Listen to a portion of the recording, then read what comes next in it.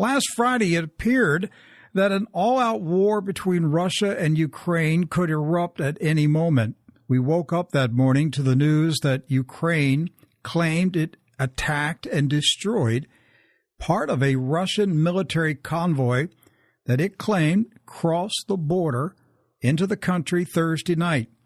2 reporters for London's Telegraph reported seeing the military convoy cross the border.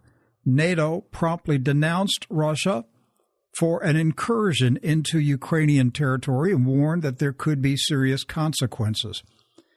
Well, I braced myself Friday for the Russian retaliation against Ukraine.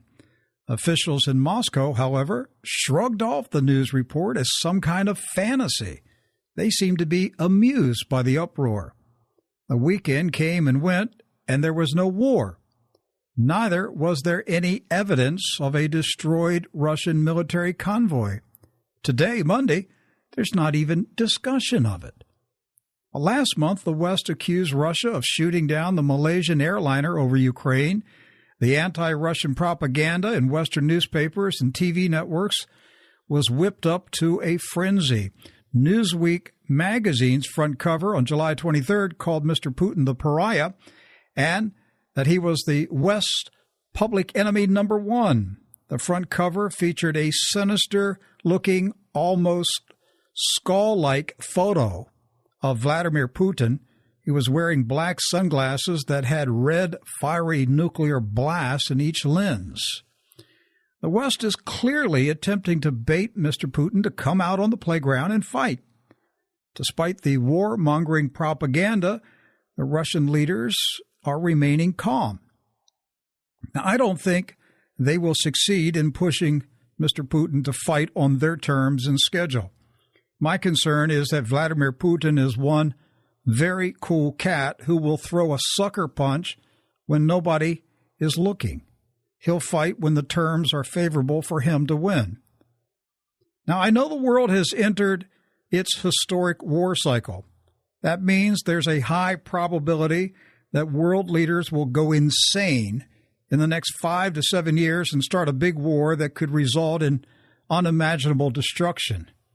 Well, what's driving the world towards war? And is there any way to stop it?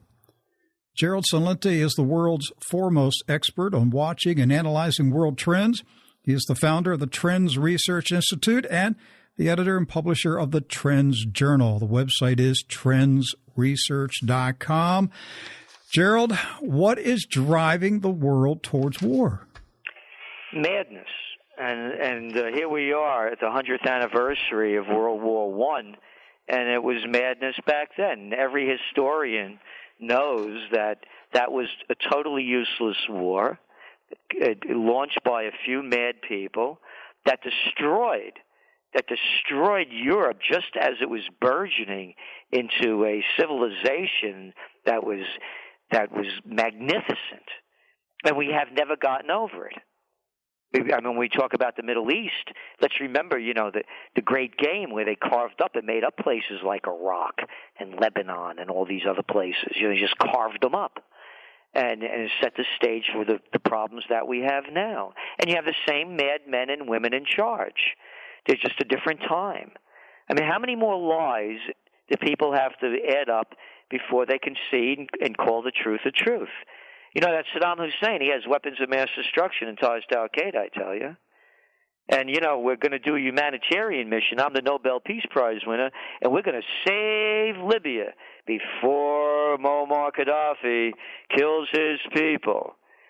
And one after another. We've got to get them Taliban because they're hiding Al-Qaeda and, quote, a person by the name of Osama bin Laden, so we're going to invade Afghanistan. And we wrote, Rick, as you know, you've been getting the TrendsJournal many years, the first great war of the 21st century has begun. It's unfolding in front of us. Do you know who's in Vietnam now? Who? America's military leader, Dempsey, trying to strike a deal with Vietnam on opening the ports over there, Cam Ranh Bay and others, deep water ports.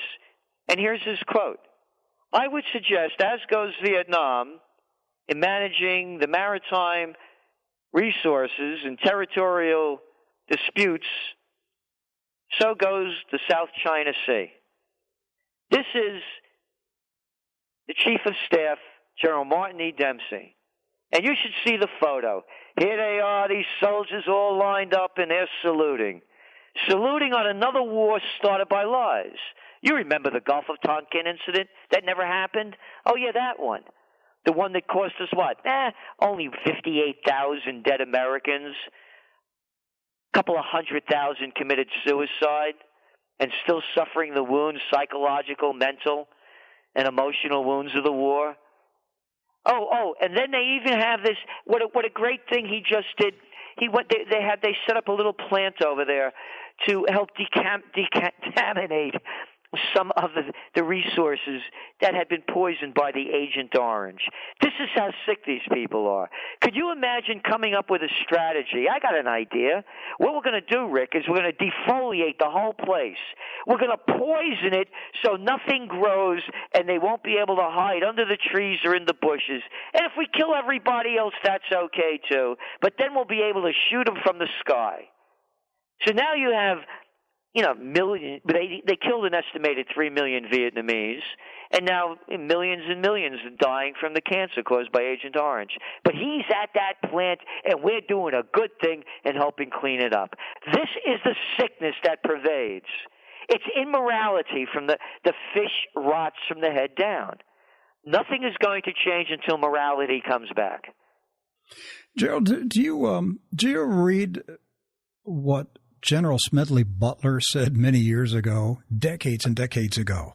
I certainly have. Well, nothing's changed. No, war is a racket, he wrote. And he would no longer fight for the Brown brothers and on, the financial people down, that were raping South America and Haiti and the rest of the areas, and the immorality of the wars. And it's going on in front of us. No, and you know what is to me is really disgusting, particularly as a Christian. When I hear the presidents of the United States, be they Clinton, Bush, be they Nixon or Johnson or Obama, saying that these poor young people that went to fight these wars in foreign countries based on lies are, quote, committed the ultimate sacrifice. The ultimate sacrifice? You mean sending innocent people that believed your lies to go kill other innocent people? The ultimate sacrifice? I mean, the devil could have made that one up. Maybe he did, or she. Gerald, is this current push for war being driven by the implosion of the Western financial system? Yes. I've written about this, Rick, many times. When all else fails, they take you to war. It's a cycle as old as history. And all you have to do is go back to the Great Depression. You had a crash, depression, currency wars, trade wars, world wars. In fact, guys, you go to China Daily. Go today. And you go through the archives there last couple of days, and you'll see how they're buying less and less U.S. treasuries. You see how the BRIC nations are trying to form their own bank and setting it up in Shanghai. And now you have the sanctions against Russia. And you articulated it very well, the lies that they're telling us. I mean, here everybody has an iPhone, a selfie, whatever they're doing. And you tell me they can't come up with one photo about the so-called Ukraine military destroying a column of personnel carriers and troop carriers and armored vehicles going into Ukraine from Russia? Not one photo? What am I, stupid? I mean, who's making this stuff up? I mean, the propaganda is really getting cheesy. I know, but people buy it. You look at the TrendsJournal, the last edition, and you look at the story we did on George Bush after 9/11, the evening of 9/11, and 9 days later when he addressed the nation. I wrote it. I said only a madman would speak these words, and only people dumbstruck with terror would believe them. Bush's popularity rating went from 51% to 90% overnight, with lines that were dumber than dumb. There was no proof at all. You don't need good propaganda when people are fearful. But all you have to do is lie, and that's all they do. It's so easy to go to war. It's so easy to take the people to war. You name the country. You know, as I mentioned, this is the 100th anniversary of World War I. And as kids, we all know the Archduke Ferdinand story, right? He was assassinated in Sarajevo. Where was the Archduke from? He was Austrian-Hungarian. Head of the Austrian-Hungarian Empire. Now, wait a minute. What was he doing in Sarajevo? It became part of their empire. You mean they were occupying nation? Yeah, that's right. And a patriot, you could call him that, blew his brains out and his wife because they were tired of being enslaved.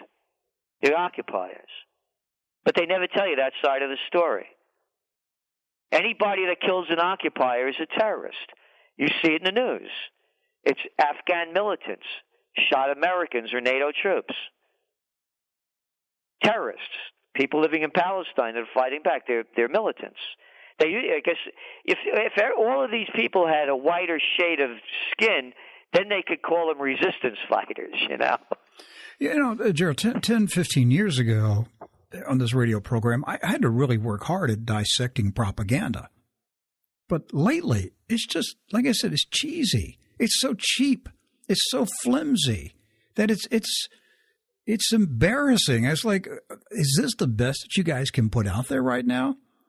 You don't need good propaganda. Well, that's what they've discovered. The public will buy it. Anything. Look, they drink 16-ounce Slurpees. They think McDonald's is food. I mean, look what's happened to this nation. They think Miley Cyrus and Justin Bieber are singers and entertainers. We have a photo in the TrendsJournal of Sarah Vaughan next to Miley Cyrus. You want to see a freak show? They could sell anything. So the elite they've come to the conclusion they really don't have to work hard anymore at lying. That's right. And I wouldn't call them the elite. I'd call them lowlives, sociopaths, and psychopaths in power, whatever the industry might be. Hollywood, music industry, and politics. Because after all, politics is just show business for ugly people. Oh, you're rolling now. Keep going, Gerald. Really? I mean, you look at this clown act. Who could believe them? How could any self-respecting human being believe the people from Washington? From the president to Kerry to Lindsey Graham to John McCain to Nancy Pelosi to Dianne Not-So-Feinstein, one after another, spewing out their cheap lines. You know the lines that they always say, by the way? You talked about propaganda being so transparent. All options are on the table. I'm so sick of hearing that one. You know, it's one stupid line after another. These people, Rick, at 23, I used to run political campaigns in Westchester County in the 1970s, when it was the richest county in the United States. I was the assistant to the Secretary of the New York State Senate at 23 years old. I taught American politics and campaign technology at St. John's University, a course I designed and instructed, and for several years was the chief government affairs specialist for a major segment of the chemical industry.